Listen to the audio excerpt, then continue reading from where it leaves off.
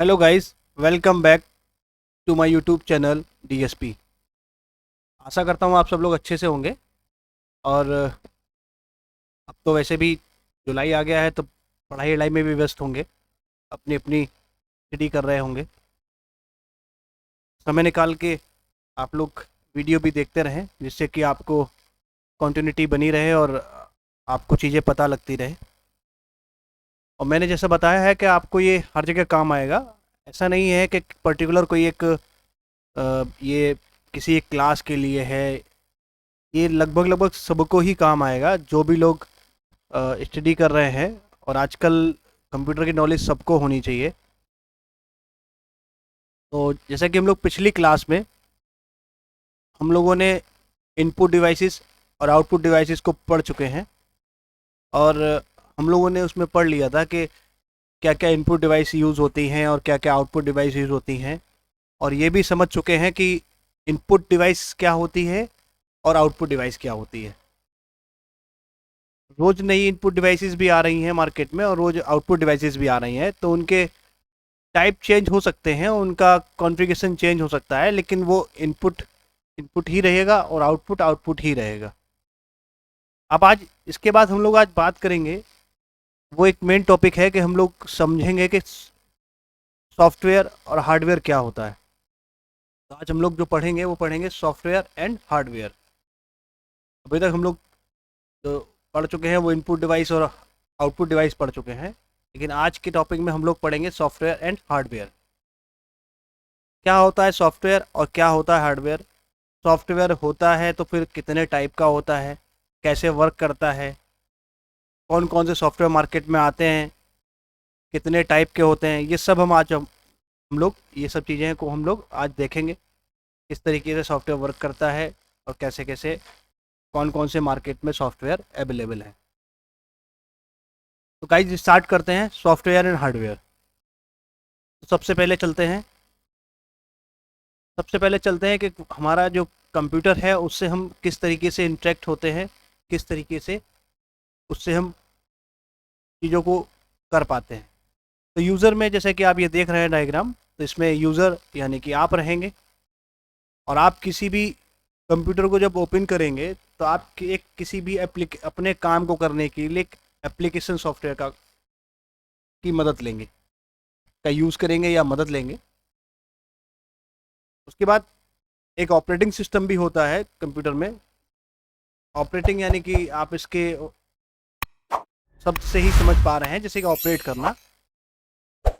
तो operating system ही रहता है और उसके बाद कुछ हार्डवेयर भी रहते हैं सिस्टम में, जैसा कि मैं आप पिछले क्लास में आपको बता चुका हूँ। तो ये आपस में सब इंटरकनेक्ट होते हैं जिसकी मदद से हम लोग अपना कोई भी वर्क कंप्यूटर की मदद से कर पाते हैं। ठीक है, तो गाइज आज इसी को पढ़ते हैं। तो फर्स्ट ऑफ ऑल हम लोग पढ़ेंगे सॉफ्टवेयर क्या होता है। भाई सॉफ्टवेयर क्या होता है। बहुत से लोग कहते हैं जो चीज़ों को हम छू नहीं सकते वो सॉफ्टवेयर होते हैं। बात सही है। फिजिकली उनको हम टच नहीं कर सकते, लेकिन उनका हम यूज कर सकते हैं, उनको हम सॉफ्टवेयर कहते हैं। और मेन डेफिनेशन अगर बात करें तो कंप्यूटर सॉफ्टवेयर डाटा और इंस्ट्रक्शन का वह समूह है जिसकी मदद से कंप्यूटर किसी भी कार्य को बड़ी आसानी से कर पाता है। बिना सॉफ्टवेयर के कंप्यूटर को चला पाना मुश्किल होता है। मुश्किल वर्ड इसलिए मैंने लिखा है यहाँ पे कि ऐसा नहीं है कि बिना सॉफ्टवेयर के कुछ कंप्यूटर नहीं चलते। कुछ चलते हैं, लेकिन अब ज़्यादातर जो नॉर्मली है वो बिना सॉफ्टवेयर के नहीं चलते, लेकिन मुश्किल होता है, नामुमकिन नहीं होता है। सामान्य लोग बिना सॉफ्टवेयर के कंप्यूटर को नहीं चला सकते, इसलिए मैंने ये लाइन भी जोड़ी है कि सामान्य लोग जो है बिना सॉफ्टवेयर के कंप्यूटर को नहीं चला सकते। सॉफ्टवेयर कंप्यूटर को इंस्ट्रक्शन देता है, वह कंप्यूटर को बताता है कि कौन सा कार्य कैसे करना है। सही बात है। आपने इंस्ट्रक्शन दिए, वो इंस्ट्रक्शन सॉफ्टवेयर को आपने सॉफ्टवेयर को इंस्ट्रक्शन दिए और उसने कंप्यूटर को इंस्ट्रक्शन दिया कि भाई ये काम करना है। अब एग्जाम्पल के तौर में हम लोग ले सकते हैं कि एम एस ऑफिस जैसे हम लोग यूज़ करते हैं, इसमें एम एस वर्ड आता है, एक्सेल आता है, पावर पॉइंट आता है। ये एम एस ऑफिस का पूरा एक पैकेज होता है। नोट पैड है, एडोब फोटोशॉप है, इस तरीके के सॉफ्टवेयर रहते हैं। बहुत से सॉफ्टवेयर आते हैं मार्केट में जिनका हम लोग यूज़ करते हैं।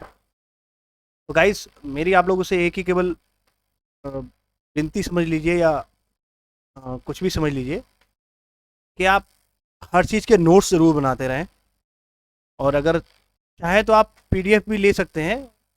आप हमको मैसेज कर दीजिए तो हम आपको पीडीएफ भी उपलब्ध करा देंगे, ठीक है, जिससे कि आप आराम से, लेकिन अच्छा रहेगा अगर आप अपने आप ही नोट्स बनाते हैं तो उससे आपको रिवीजन भी हो जाएगा और आपको चीज़ें देर तक दिमाग में रहेंगी भी। तो सॉफ्टवेयर की ये डेफिनेशन है। अब इसके टाइप देख लेते हैं कि कितने टाइप के होते हैं। सॉफ्टवेयर के टाइप देखेंगे कि कितने प्रकार के सॉफ्टवेयर होते हैं। नंबर वन है सिस्टम सॉफ्टवेयर। जैसे कि आपको नाम से ही परिचित है, सिस्टम सॉफ्टवेयर सिस्टम के लिए ही, सब कुछ सिस्टम के लिए ही होता है, क्योंकि हम लोग पढ़ ही रहे हैं कंप्यूटर, और कंप्यूटर को ही सिस्टम बोलते हैं। सिस्टम कोई भी एक कार्य करने का एक सिस्टम कहते हैं ना, सिस्टमेटिक काम करिए, मतलब एक प्रोटोकॉल के तहत एक स्टेप बाय स्टेप काम करना ही एक सिस्टम कहलाता है। दूसरा होता है एप्लीकेशन सॉफ्टवेयर, जिनको हम लोग यूज़ करते हैं, जो ऐप, जो आप लोग बोलते हैं ऐप, उन्हीं को हम लोग एप्लीकेशन सॉफ्टवेयर बोलते हैं। उनमें भी कई टाइप आते हैं, हम आपको आगे बताएंगे उनके बारे में। तीसरा होता है प्रोग्रामिंग सॉफ्टवेयर, जो प्रोग्रामिंग लैंग्वेज आती हैं उनको हम प्रोग्रामिंग सॉफ्टवेयर बोलते हैं। जैसे सी आती है, सी प्लस प्लस आती है, विजुअल बेसिक आती है, ये कुछ लैंग्वेज आती है, जावा है, ये सारी लैंग्वेज हैं जो कि प्रोग्रामिंग लैंग्वेज हैं, और इनको हम प्रोग्रामिंग सॉफ्टवेयर के कैटेगरी में रखते हैं। चलिए गाइस आगे चलते हैं, पढ़ते हैं सिस्टम सॉफ्टवेयर को। सिस्टम सॉफ्टवेयर क्या होता है? सिस्टम सॉफ्टवेयर ऑपरेटिंग सॉफ्टवेयर वह सॉफ्टवेयर होते हैं, सिस्टम सॉफ्टवेयर को ही ऑपरेटिंग सॉफ्टवेयर भी बोलते हैं, ध्यान रखिएगा। इसीलिए मैंने यहाँ ऑब्लिक करके लिखा है सिस्टम सॉफ्टवेयर और ऑपरेटिंग सॉफ्टवेयर। वह सॉफ्टवेयर होते हैं जो कंप्यूटर हार्डवेयर को मैनेज करते हैं। यह हार्डवेयर यूज़र और दूसरे अन्य सॉफ्टवेयर सॉफ्टवेयर के बीच कोऑर्डिनेट करते हैं। यह सॉफ्टवेयर आमतौर पर कंप्यूटर मैन्युफैक्चरर के द्वारा ही बनाए जाते हैं। कंप्यूटर जो मैन्युफैक्चर करते हैं कंपनीज, वही इन सॉफ्टवेयर को बनाते हैं। यह अलग अलग प्रकार के सॉफ्टवेयर होते हैं जो अलग अलग सिस्टम के लिए अलग अलग ही बनाए जाते हैं। मतलब कि मोबाइल के लिए अलग ऑपरेटिंग सिस्टम होगा, कंप्यूटर के लिए अलग ऑपरेटिंग सिस्टम होगा, टैबलेट के लिए अलग ऑपरेटिंग सिस्टम होगा। तो ये सब डिवाइस के अकॉर्डिंग ही बनाए जाते हैं सिस्टम सॉफ्टवेयर, जिनको हम ऑपरेटिंग सॉफ्टवेयर भी बोलते हैं। अब इसके कुछ टाइप होते हैं, वो देख लेते हैं आगे चल के।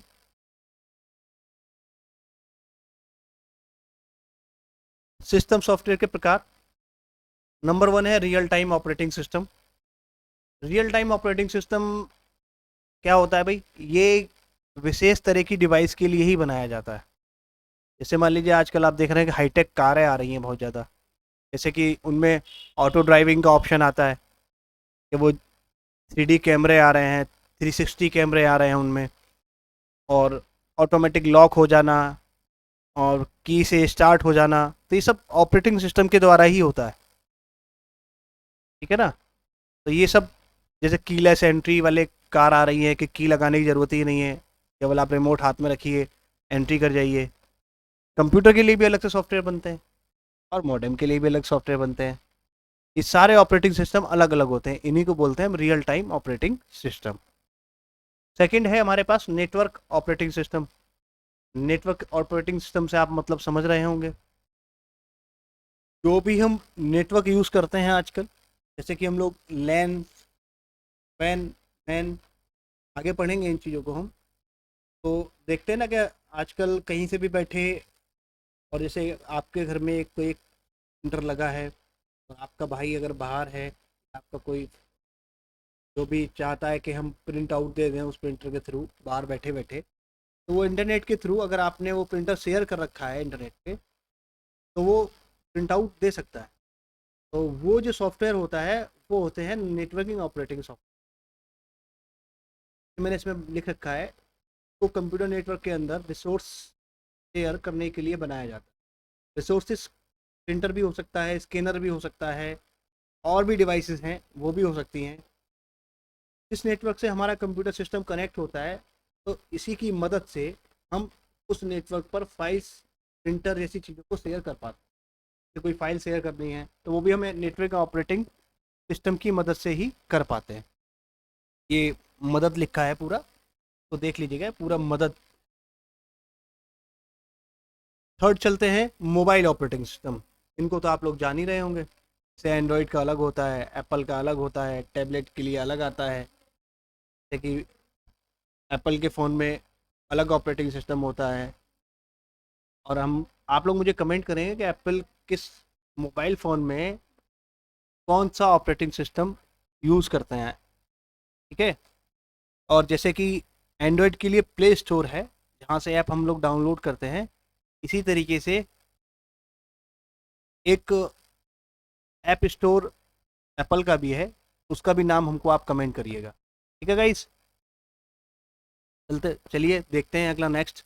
Fourth, internet web operating system. Internet browser को चलाने के लिए बनाया जाता है। इंटरनेट वेब ब्राउज़र क्या होते हैं? क्रोम है, क्रोम हो गया आपका, फायरफॉक्स हो गया, ब्रेव हो गया। ये सब क्या है? इंटरनेट वेब ब्राउज़र हैं, इनकी मदद से हम इंटरनेट पे ब्राउजिंग कर पाते हैं। आगे चलते हैं, फिफ्थ देखते हैं।